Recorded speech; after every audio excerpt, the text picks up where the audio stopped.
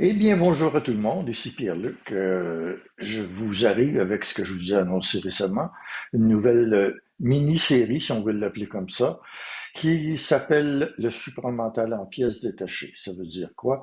Ça veut dire que à chaque vidéo que je vais faire, ou que j'espère faire, si je veux être relativement humble, les interférences sont nombreuses, mais je fais quand même la mise à l'action de mon idée. Alors, ça veut dire qu'à chaque vidéo, il va y avoir un thème traité, mais je ne sais pas lequel. Ce que j'ai fait pour déterminer quel sera le thème, c'est que je me suis acheté un vieux, pas si vieux, mais un chapeau pas trop onéreux, juste pour le plaisir d'avoir dedans des paquets de questions sur des papiers repliés et tout, des questions que les gens me posent ou que j'ai peut-être, dans certains cas, fabriqué moi-même, hein, c'est pas important.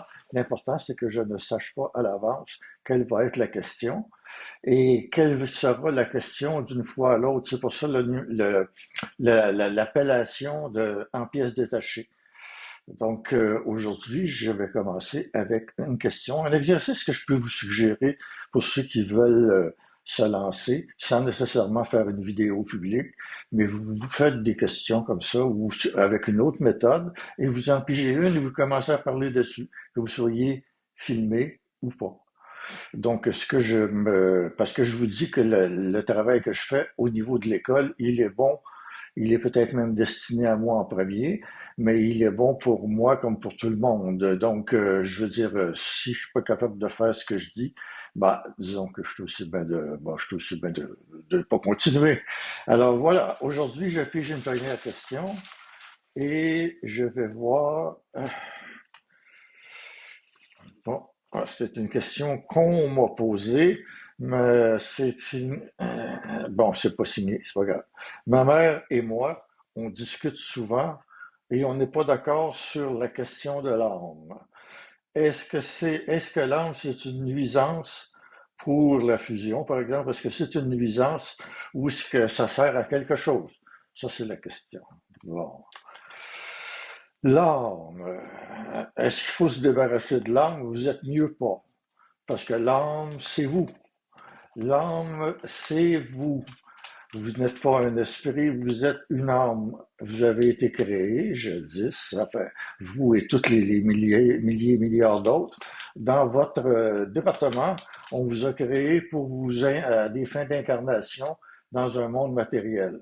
Alors, vous avez été créé il y a des milliers, centaines d'années, je ne sais pas, j'ai pas votre répertoire ni le mien, et votre âme, vous êtes obligé de l'avoir. C'est vous.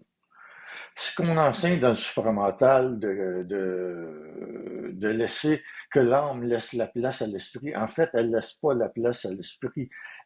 Comment on dit ça?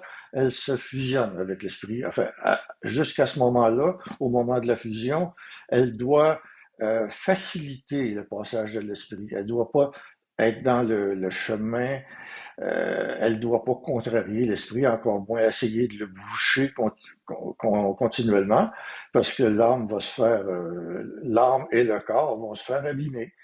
Bon, alors l'âme, c'est conclu que vous êtes obligé de la garder jusqu'à votre mort, mais l'âme, c'est vous. Donc, après la mort du corps, vous continuez ailleurs, on va vous recycler autrement, vous recycler ou vous donner une promotion. À vous, l'âme. D'accord? Alors, ce qu'il faut faire quand on veut faire quelque chose au niveau de l'avancement de la pénétration de l'esprit, on ne peut pas forcer l'esprit à pénétrer plus vite qu'il est conçu pour. Et ce qu'il faut faire, c'est se débarrasser de ce qu'on appelle le monde de l'âme. Le danger, c'est qu'on reste toujours pris dans les mondes de l'âme, d'une incarnation à l'autre, et qu'on n'est pas capable à un certain moment de sortir de là et de fusionner avec l'esprit. L'esprit, c'est pas vous. L'esprit ne vous appartient pas.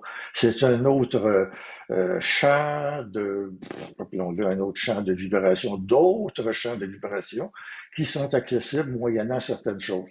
Moyennant que vous êtes incarné, puisque c'est à ça que vous êtes destiné, vous incarnez et fusionnez ensuite avec l'esprit. Alors, moyennant que vous sortez des mondes de l'âme, vous pouvez fusionner avec l'esprit. Ça, c'est pas gratuit, ça, là. C'est qu'il y a ce qu'on appelle une initiation. Il y a une période ou des périodes de ce que certains appellent période de merde, disons période de souffrance pour être plus poli, et vous affinez votre âme pour qu'elle soit capable vous renforcer votre âme aussi, donc pour qu'elle soit capable de prendre l'esprit qui est pas une mince affaire. D'accord? Alors, quand on parle de l'âme, il faut savoir que l'âme doit être pas exterminée, pas détruite, mais libérée. Voilà.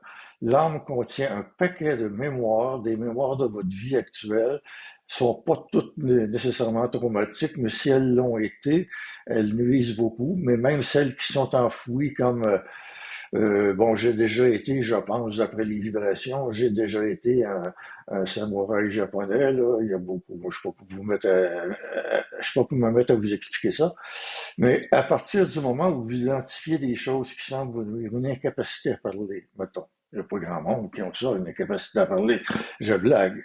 Mais vous avez des handicaps, vous avez des mémoires, vous avez des morceaux de personnalité, c'est-à-dire des mémoires qui se sont cristallisées. Ces choses-là vont se faire éliminer par la fusion. Et si vous n'en êtes pas conscient, je vais le mettre à l'envers, si vous en êtes conscient que vous avez quelque chose à éliminer, disons des relations toxiques, c'est plus facile à voir et ça nuit beaucoup à la pénétration de l'esprit. Alors, votre travail, c'est de rendre votre âme disponible, c'est-à-dire la plus neutre possible, pas inopérante, la plus neutre possible. Elle doit, dans le fond, s'effacer devant l'esprit. S'effacer. C'est-à-dire, elle doit être transparente. C'est plus exact que s'effacer. On va dire s'effacer dans un premier temps pour vous rendre conscient que vous n'avez pas à continuer pendant l'éternité toutes vos conneries, j'allais dire, toutes les conneries que les incarnations ou la vie en général nous a imposées. Alors, ce qui est important, c'est que votre âme soit transparente ou translucide, ou comme Bernard de Montréal avait dit, ce n'est plus une routine, il disait que c'était une rétine. Bon, c'est ses paroles à lui.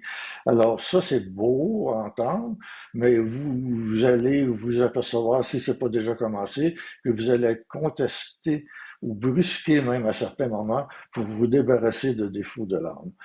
Alors, je réponds à cette dame, à cette probablement jeune dame, qui se demande si c'est une nuisance, l'âme. C'est une nuisance quand le monde de l'âme qui est greffé autour bloque la lumière. Sinon, parce que si ça a été épuré, l'âme ne peut pas être enlevée. L'âme, l'âme, c'est votre, je veux dire, particule ou c'est votre molécule, c'est votre noyau originel. Vous pouvez ça, vous êtes mort, puis l'âme, de toute façon, elle ne sera pas morte, mais elle va être recyclée sur autre chose. Donc, si vous faites partie d'un plan, votre âme, c'est vous la gardez tout le temps. C'est votre âme qui s'incarne dans le corps au moment où, quand vous naissez, quand vous sortez de l'utérus de votre mère, habituellement, c'est encore la mère qui porte les enfants jusqu'à nouvel ordre. Et au moment où vous sortez de l'utérus, puis qu'on vous tape dans le dos un peu pour vous faire respirer, l'âme rentre à ce moment-là. L'âme, elle vit par le souffle.